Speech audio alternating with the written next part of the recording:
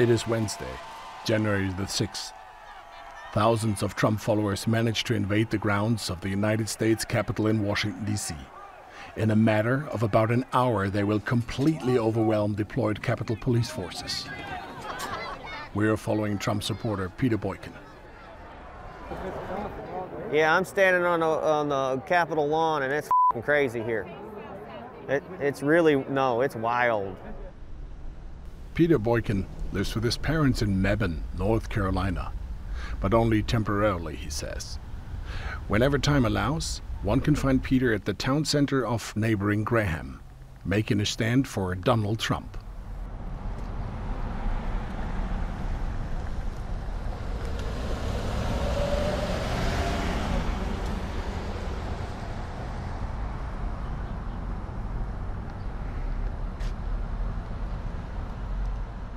We meet 43-year-old Boykin for the first time on January 5th in Washington, on the day before what President Donald Trump had promised to become a, quote, wild protest. Peter wants to get a feel for things today. While he roams the grounds of Capitol Hill, he's keeping busy live streaming to his followers. Hey folks, this is Peter Boykin from #GoRight. This is Peter Boykin from #GoRight, and I'm here at the Capitol building. It's January 5th. Tensions are rising. There's people everywhere. There's different things going on. There's Trump supporters everywhere. There's camera crews everywhere. Everybody's looking for a special moment.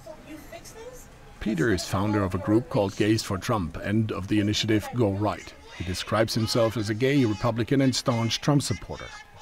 His main interest today, meeting and listening to longtime Trump ally Roger Stone.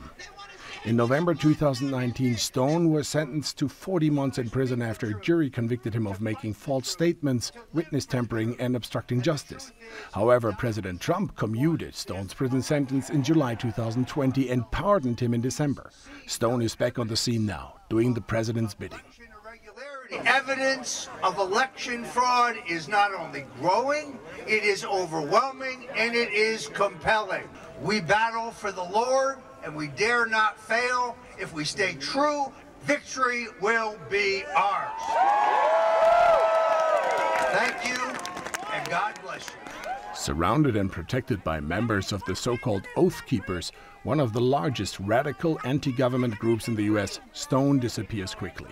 However, his blatant lies about Trump winning the election and the existence of any evidence of widespread election fraud linger with the crowd and with Peter Boykin. But I've seen social media. I do social trends and statistics. I don't see 80 million votes. It just doesn't make any sense. It doesn't pass all the smell tests. Peter believes Stone's every word, that the election was stolen. Now he decides to call it a day. He has big plans for tomorrow. I got a rally tomorrow at Columbus Circle at 9 a.m. His self-declared mission, making everybody understand that an ominous left will be taking over America if Republicans and Trump supporters don't take the fight seriously. It's a war we're fighting. They're fighting a battle, and we're basically sitting at home, waiting to be trampled on. Wednesday, the 6th of January. It's a cold and early morning for Peter. After spending last night sleeping in his car, he's setting up for his rally. A seemingly endless stream of determined Trump supporters from all over the country is soon flowing out of Washington's iconic Union Station. None of them seem to really notice Peter, who is struggling for their attention with a pre-recorded speech blaring from two speakers. And folks, I wonder one day, are we really in the fight? Are we in the end days? Because are we in the middle of the fight, direct fight against evil? Because these evil forces, they have no problem trying to destroy America and try the world and bring chaos upon us. For Peter, and for hundreds of thousands of other Trump followers, evil equals the left. Only loosely defined on purpose, the left is a mark that can be expanded and slapped onto anybody who dislikes or disagrees with Donald Trump, with his policies and actions. Peter and other so-called Trumpers are convinced the left has it out for them. Therefore, they see their call for a war against evil simply as a matter of self-defense. The problem is, you find every single day, you find the left doing all sorts of crazy, nasty stuff, screwing children, doing whatever, and they find the evidence, and they're not in jail. They're not getting in trouble. They don't get in trouble. What's scary right now is you got the senators and you got the Congress and you got the president. Well, you know what they're going to do? They're going to systematically, like they said, they're going to find out us Trump supporters and they're come and find us and they're going to start locking us up. They're going to get a list of us and they're going to find us and they're going to do it. You should know you're from Germany. You know how it was in Germany. They came down and they pulled people out of their houses and took them to a camp. Okay, so hold on a second. That's what we're worried about. You're comparing a potential Democratic-led government. Yeah. In all branches. You talk about real Nazis. They're Nazis. Hold on a second. To the secret police, to the Gestapo. Yeah, they're fascists. Look what they do on Facebook and big tech. So the Democrats are fascists? Yes, they're the real fascists because they don't allow you. I can't go up and talk to a Democrat. What's a Democrat that I can talk to? Why not? No, the minute I try to talk to them, they're going to tell me, blah, blah, blah, and they're going to yell at me. After about 3 hours of waiting for somebody to attend his rally for even just a few minutes, a frustrated Peter decides to pack up. Around the same time he gives up, President Donald Trump addresses thousands of Save America rally attendees near the White House. The radical left knows exactly what they're doing. They're ruthless, and it's time that somebody did something about it. And we're going to the Capitol, and we're going to try and give.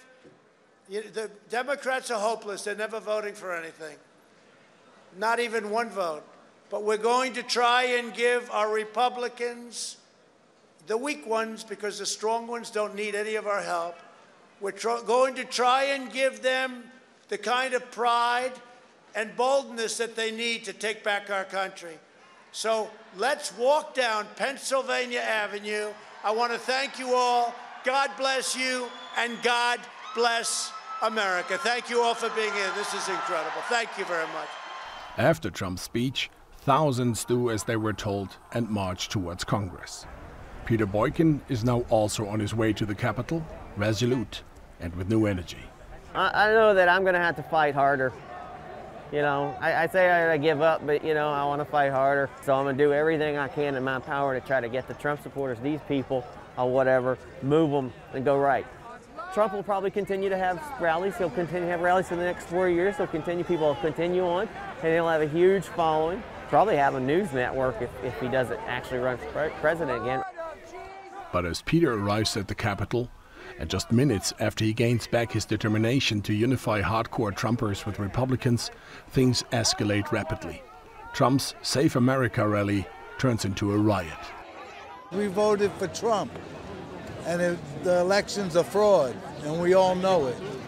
I want my country back. Amen. I want my country back. My vote got stolen. I don't want to live in a communist society. That's where they're taking it. We, the people, are taking it over because we've been lied to.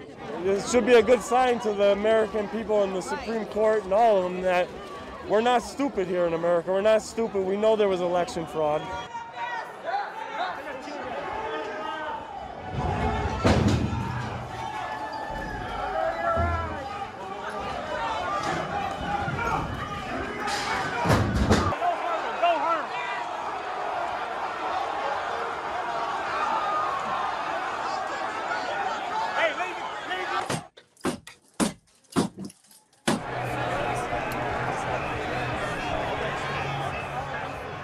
What many say was an insurrection incited by the president, a coup attempt by radicalized Trump supporters.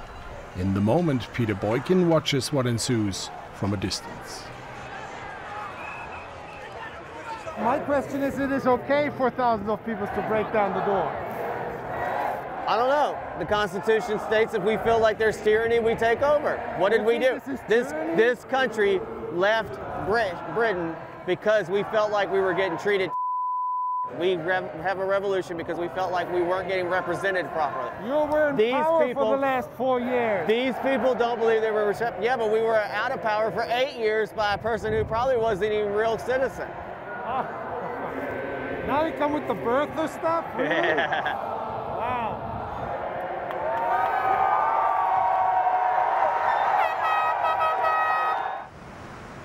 It is Sunday, January 10th. Peter meets us in Graham, a small town neighboring Mabon, where he lives.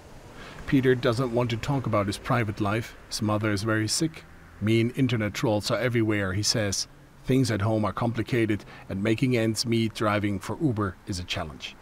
He's had 3 days to digest and think about what he experienced in Washington. For Peter, one thing is crystal clear.